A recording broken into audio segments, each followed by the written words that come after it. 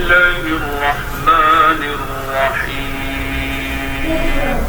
رسول اللہ صلی اللہ علیہ وآلہ وسلم نے ارشاد فرمایا، جو شخص اس سال میں فوت ہو کہ وہ اللہ اور یوم آخرت پر ایمان رکھتا ہو، اس سے کہا جائے گا کہ جنت کے 8 میں سے جس دروازے سے چاہو داخل ہو جاؤ۔ نبی کریم صلی اللہ علیہ وآلہ وسلم نے ارشاد فرمایا، میری امت کے تمام لوگوں کے گناہ اللہ تعالیٰ بخش دیں گے، سوائے ان لوگوں کے جو گناہ کر کے لوگوں کو فخر سے بتائیں گے کہ ہم نے یہ گناہ کیا۔ رسول کریم صلی اللہ علیہ وآلہ وسلم کی دعا، اے اللہ میں تیری پناہ مانگتا ہوں بخل سے، میں تیری پناہ مانگتا ہوں بزدلی سے، میں تیری پناہ مانگتا ہوں اس سے